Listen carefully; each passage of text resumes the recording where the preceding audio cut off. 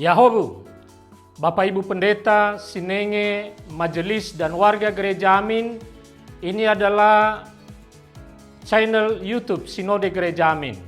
Karena itu, bagi yang mencintai Gereja Amin, tontonlah, subscribe, like, dan bagikan. Gereja Amin yang tangguh, mandiri, dan peduli. Tuhan Yesus memberkati.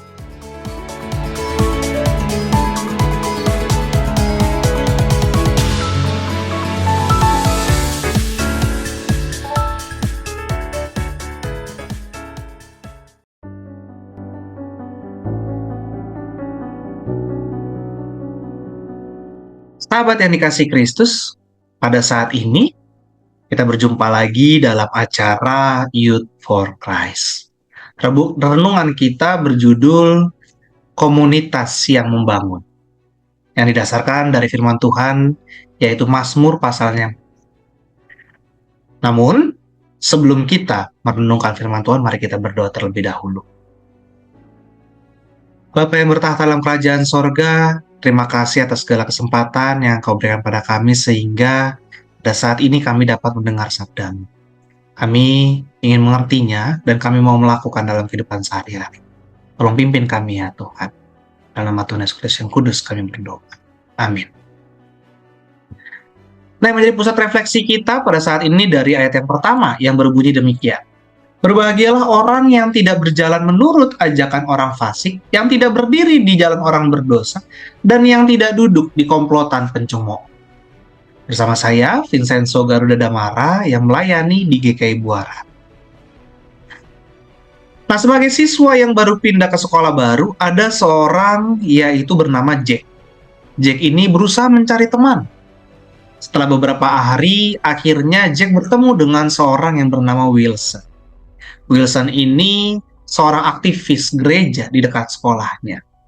Melihat Jack yang belum beribadah secara tetap, Wilson mengajaknya untuk mengikuti kegiatan persekutuan yang diadakan di gerejanya.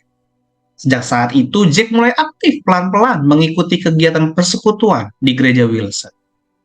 Karena bakatnya dalam bermain musik, Jack mulai ditawari untuk mengikuti pelatihan menjadi pianis di dalam gereja di ibadah yang ia ikuti selama ini. Akhirnya Jack tidak hanya berteman dengan Wilson, tetapi juga berteman dan melayani bersama orang-orang di gereja Wilson. Nah, sahabat Kristus, peran circle atau lingkaran pertemanan sangat penting dalam membentuk kebiasaan kita sehari-hari. Seperti halnya Jack yang berjumpa dengan Wilson dan komunitas gereja yang positif. Dengan demikian, ia semakin aktif dalam kegiatan gereja dan menjadi pemusik dalam ibadah. Peran komunitas inilah yang juga ditekankan oleh pemazmur. Komunitas yang baik cenderung memberikan pengaruh yang baik, sedangkan komunitas yang buruk dapat memberikan pengaruh negatif. Oleh karena itu, ia menasehatkan pendengarnya agar tidak duduk dalam komplotan pencemooh.